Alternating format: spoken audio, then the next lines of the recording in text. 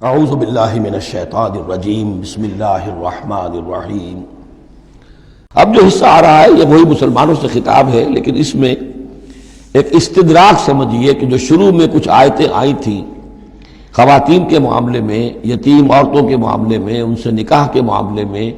یا طلاق کے معاملے میں، اب اس میں کچھ وضاحتیں، کچھ سوالات مسلمانوں کی طرف سے ہوئے، مزید وضاحتیں طلب کی گئیں تو اللہ نے یہ وضاحتیں نازل کی ہیں۔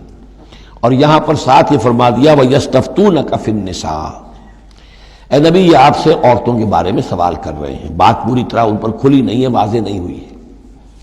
قُلِ اللَّهُ يُفْتِيكُمْ فِيهِنَّ، ٹھیک ہے کہہ دیجئے اے نبی ان سے، اللہ تمہیں فتویٰ دیتا ہے، بتاتا ہے، وضاحت کرتا ہے ان کے بارے میں۔ وَمَا يُتْلَىٰ عَلَيْكُمْ فِي الْكِتَابِ مِنْ يَتَامَى النِّسَاءِ، اب وہ آیت نمبر 3 کے اندر بات واضح ہو گئی، قرآن نے ثابت کر دیا کہ وہاں جو کہا تھا کہ وَإِنْ خِفْتُمْ أَلَّا تُقْسِطُوا فِي الْيَتَامَى، تو یتامى النساء مراد تھی وہاں پر، کہ اگر تمہیں اندیشہ یہ ہو کہ یتیم لڑکیوں سے شادی کرو گے تو ان کے ساتھ انصاف نہیں کر سکو گے، اس لیے کہ ان کی طرف سے کوئی ہے نہیں جو ان کے حقوق کا پاسدار ہو اور تم سے کوئی بات پوچھ کر سکے ان کی طرف سے، تو پھر ان سے شادی مت کرو، بلکہ تم اور جو عورتیں ہیں شادی اگر کرنی ہے ایک سے زائد تو مَا طَابَ لَكُم مِّنَ النِّسَاءِ مَثْنَىٰ وَثُلَاثَ وَرُبَاعَ، شادی کرو۔ تو یہاں فرمایا وہ تھا عورتوں کی، یتیم عورتوں کے بارے میں وہ حکم تھا، ما یتلا علیکم، جو تمہیں سنایا گیا، جو سنایا جا رہا ہے کتاب میں، فی یتامى النساء، ان عورتوں کے بارے میں کہ جو یتیم ہیں، وہ عورتیں یا لڑکیاں، لا تؤتونہن ما کتب لہن، تم دیتے نہیں ہو انہیں جو اللہ نے ان کے لیے لکھ دیا ہے، بغیر مہر کے یتیم بچی تھی، آپ نے شادی کر لی، کون اس کی طرف سے مہر طلب کرے گا؟ وترغبون ان تنکحوہن، اور چاہتے ہو کہ اسے نکاح بھی کرو،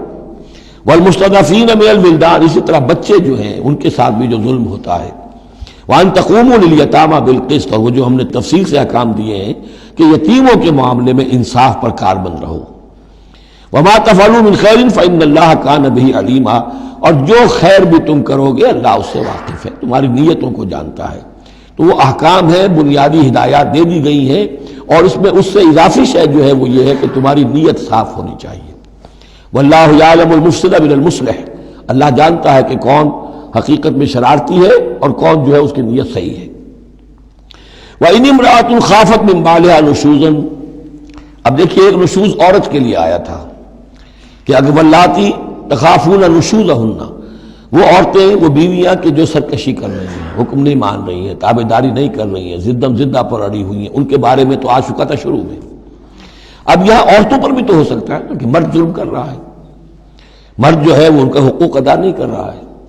شوہر جو ہے وہ اپنی قوامیت جو ہے اس کو غلط طریقے پہ استعمال کر رہا ہے، روب ڈالتا ہے، دھونس دیتا ہے، یا اور بری طریقے سے ستاتا ہے، تنگ کرتا ہے، تنگ کر کے وہ مہر معاف کرواتا ہے یا کچھ اور، اگر ذرا اس کے والدین اچھے کھاتے پیتے ہیں تو لاؤ اپنے والدین کے گھر سے، یہ ساری گندگیاں جو ہمارے معاشرے میں ہوتی ہیں اور عورتیں بیچاری اس میں پستی ہیں، وہ جو چکی کے دو پارٹوں کے مابین۔ وَإِنِ امْرَأَةٌ خَافَتْ مِنْ بَعْلِهَا نُشُوزًا، اور اگر کسی عورت کو اپنے شوہر سے اندیشہ ہو جائے کہ وہ زیادتی کرے گا، وہ زیادتی کر رہا ہے اور وہ اس کے حقوق ادا نہیں کر رہا، او اعراضاً، یا اب وہ اس کی طرف میلان ہی نہیں رکھتا، اب وہ گویا کہ بیوی ہے ہی نہیں، اس کی طرف کوئی میلان نہیں، کوئی نئی شادی رچائی ہے اور سارا جو ہے توجہ جو ہے وہ نئی نویلی دلہن کی طرف ہے،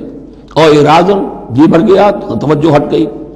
فلا جناح علیہما، تو ان دونوں پر کوئی الزام نہیں ہوگا، ان یصلحا بینہما صلحا، کہ وہ آپس میں بیٹھ کر صلح کر لیں، صلح سے مراد یہاں پر اپنا معاملہ طے کر کے اور عورت خلا کر لے، بس صلح خیر۔ لیکن خلا کرنے میں جیسا کہ ہم پڑھ چکے ہیں عورت کو مہر چھوڑنا پڑے گا، لیا تھا تو کچھ واپس کرنا پڑے گا،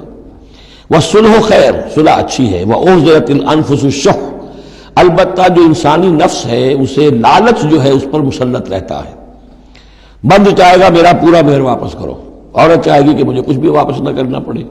وَإِن تُحْسِنُوا، یہ آ چکا ہے سورہ بقرہ کے اندر، یہ مضامین آ چکے ہیں۔ وَإِن تُحْسِنُوا، اگر تم نیکی کرو، تم مرد ہو، تم مردانگی کا ثبوت دو، اس معاملے کے اندر نرمی کرو، ان کا حق جو ہے زیادہ رکھو،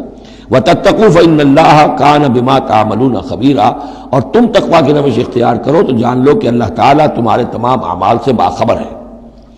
وَلَن تَسْتَطِيعُوا أَن تَعْدِلُوا بَيْنَ النِّسَاءِ، اچھا وہاں یہ آیت بھی آئی تھی کہ وَإِنْ خِفْتُمْ أَلَّا تَعْدِلُوا فَوَاحِدَةً،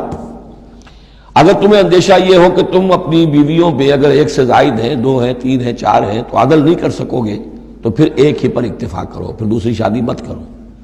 تمہیں اطمینان ہے، تمہیں اپنے اوپر یہ اعتماد ہے کہ تم یہ عدل کر سکتے ہو، تب دوسری شادی کرو، ورنہ نہیں۔ لیکن اب اس میں جیسا کہ میں نے عرض کیا تھا کہ کچھ چیزیں تو ہوتی ہیں گنتی کی، ناپ تول کی، اس میں تو عدل ہو سکتا ہے، لیکن ایک قلبی میلان جو ہے اس کے اندر تو ظاہر بات ہے انسان کے اختیار میں نہیں ہے۔ حضور صلی اللہ علیہ وسلم نے اپنی تمام ازواج کے لیے ہر چیز گن گن کر، یعنی باریاں بھی مقرر تھیں آپ کی شب باشی کی، دن میں بھی اب آپ ایک چکر لگاتے تھے عصر اور مغرب کے درمیان، تو تھوڑی تھوڑی دیر ہر اپنی زوجہ محترمہ کے پاس ٹھہرتے تھے، کہیں تھوڑی دیر بھی زیادہ ہو جاتی تو کھلبلی مچ جاتی تھی، آج وہاں کیوں ٹھہر گئے، آج زینب کے پاس زیادہ وقت کیوں لگ گیا، آج فلاں کیا ہو گیا، وہاں شہد دیا گیا تھا وہ شہد پی رہے تھے تو اس وجہ سے دیر لگ گئی۔ تو حضور سے جب کہا گیا اشارے کنائے سے آپ نے قسم کھا لی اچھا میں آئندہ کبھی شہد نہیں پیوں گا، حضور نے اللہ تعالیٰ نے ٹوک دیا کہ حضور یہ کیوں آپ قسم کھا رہے ہیں، لما تحرم ما احل اللہ لک تبتغی مرضات ازواجک۔ تو یہ چیزیں جو ہوتی ہیں انسانی معاشرے میں، بہرحال بہت بہتر معاملہ تھا، بہت بہتر تھا حضور کی ازواج مطہرات کا آپس میں، لیکن یہ کہ بالکل ظاہر بات ہے کہ کچھ نہ کچھ تو شوق ناپا جو ہوتا ہے اس کے کوئی نہ کوئی اثرات تو ہوتے ہیں، یہ عورت کی فطرت ہے، اس کے اندر اختیار میں نہیں ہے۔ تو یہ چیزیں جو ہے فرمایا کہ اگر تم ولن تستطیعوا ان تعدلوا بین النساء، تمہارے لیے ممکن ہی نہیں ہے کہ تم عورتوں کے مابین انصاف کر سکو۔ مراد کیا ہے؟ قلبی میلان، یہ حدیث کے اندر واضح ہو گیا۔ اور حضور فرمایا کرتے تھے کہ اللہ جو بھی چیزیں ہیں میں نے اس میں پورا عدل کیا ہے، باقی جہاں تک میرے دل کا میلان کا تعلق ہے مجھے امید ہے تو مجھ سے مواخذہ نہیں کرے گا، یہ ہے ظاہر بات ہے۔ لیکن اگر تم چاہو بھی تو تم عدل نہیں کر سکتے۔ وَلَن تَسْتَطِيعُوا أَن تَعْدِلُوا بَيْنَ النِّسَاءِ وَلَوْ حَرَصْتُمْ، چاہے تم کتنے حریص ہو اس کے، نہیں کر سکتے۔ فَلَا تَمِيلُوا كُلَّ الْمَيْلِ، تو ایسا نہ ہو کہ ایک کی طرف پورے کے پورے جھک جاؤ، میلان میل، کل المیل، ایک ہی کی طرف پورا میلان ہو جائے، فَتَذَرُوهَا كَالْمُعَلَّقَةِ، کہ دوسری بیوی معلق ہو کر رہ جائے، اب نہ وہ شوہر والی ہے اور نہ آزاد ہے، اس سے کوئی تعلق ہی نہیں۔ وَإِن تُصْلِحُوا وَتَتَّقُوا، اگر تم اصلاح کر لو اور تقوی کی روش اختیار کرو، فَإِنَّ اللَّهَ كَانَ غَفُورًا رَحِيمًا، تو اللہ تعالیٰ بھی غفور الرحیم ہے۔ صدق اللہ العظیم۔